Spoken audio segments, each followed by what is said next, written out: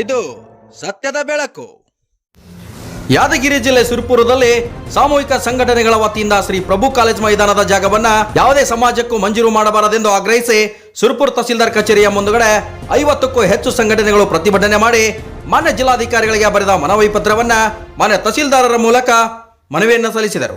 ಹಾಗೂ ಒಂದು ವೇಳೆ ಒಂದು ಜಾತಿಗೆ ಸೀಮಿತವಾಗಿ ಜಾಗ ಮಂಜೂರು ಮಾಡಿದರೆ ಮುಂದಿನ ದಿನದಲ್ಲಿ ಉಗ್ರವಾದ ಹೋರಾಟ ಮಾಡಬೇಕಾಗುತ್ತದೆ ಎಂದು ಎಚ್ಚರಿಕೆಯನ್ನ ನೀಡಿದರು. ಈ ಸಮಯದಲ್ಲಿ ನೂರಾರು ಹೋರಾಟಗಾರರು ಭಾಗಿಯಾಗಿದ್ದರು. Vajraksha news report, ಚಂದ್ರಗುನಾಳ್, Surpur.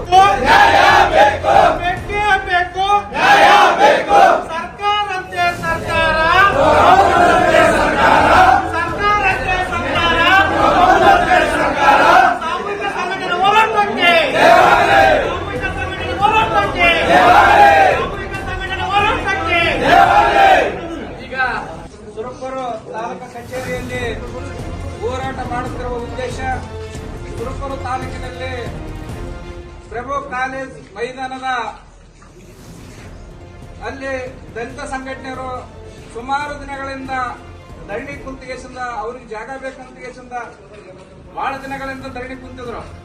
ಆದ್ರೂ ಕೂಡ ತಹಸೀಲ್ದಾರ ಸಾಹೇಬರಾಗಿರ್ಬೋದು, DC ಸಾಹೇಬರಾಗಿರ್ಬೋದು, ಅದನ್ನ ಒಂದು ವೆರಿಫಿಕೇಶನ್ ಮಾಡಿ ಇದು ಎಲ್ಲಾ ಜಾತಿಯ ಜನಾಂಗಕ್ಕೆ, ಸುರಪುರ ಜನಾಂಗಕ್ಕೆ ಎಲ್ಲರಿಗೂ ಇದು ಅವಕಾಶ ಇದೆ, ಇಲ್ಲಿ ಕೊಟ್ರ ತಪ್ಪಾಗ್ತದೆ ಎಲ್ಲರೂ ಕೊಟ್ಬಿಟ್ಟಿದ್ರು. ಅದು ಆದ್ರೂ ಕೂಡ ಅವರು ಸ್ವಂತ ಸ್ವಾಭಿಮಾನಕ್ಕಾಗಿ ಹಾಕಿಂದ ತಮ್ಮ ಸಮಾಜದ ಲೀಡರ್ ಆಗಿರ್ತಕ್ಕಂಥ ಮಲ್ಲಿಕಾರ್ಜುನ್ ಸಾಹೇಬ್ರ ಬಳಿ ಹೋಗಿಸಿಂದ ಅವರಿಗೆ ತಪ್ಪು ಸಂದೇಶ ಕೊಟ್ಟಿಗೆಸಿಂದ ಜಿಲ್ಲಾಧಿಕಾರಿ ಮುಖಾಂತರ ಆ ಜಾಗವನ್ನು ಪಡ್ಕೊಳ್ತಾರಲ್ಲ, ಇದು ನಾವು ಪ್ರಿಯಾಂಕ್ ಖರ್ಗೆ ಸಾಹೇಬ್ರನ್ನ 2ನೇ ಅಂಬೇಡ್ಕರ್ ಅಂತ ತಿಳ್ಕೊಂಡಿದ್ವಿ. ಯಾಕಂದ್ರೆ ನಮ್ ಕಲ್ಯಾಣ ಕರ್ನಾಟಕಕ್ಕೆ ಅವರು ಬಹಳ ಕೊಡುಗೆ ಇತ್ತು, 371 ಆಗಿರ್ಬೋದು, ಯಾವ್ದಾಗಿರ್ಬೋದು.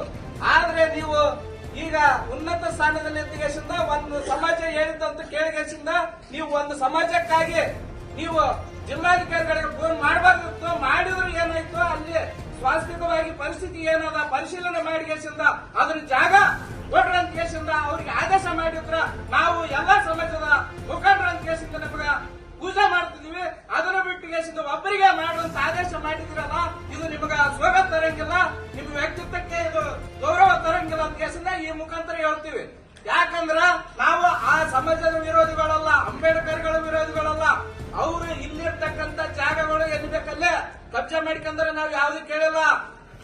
ಬುದ್ಧ ವ್ಯವಹಾರದಲ್ಲಿ ಸ್ವಲ್ಪ ಕೊಟ್ಟಿರೋದು ಗೌರ್ಮೆಂಟ್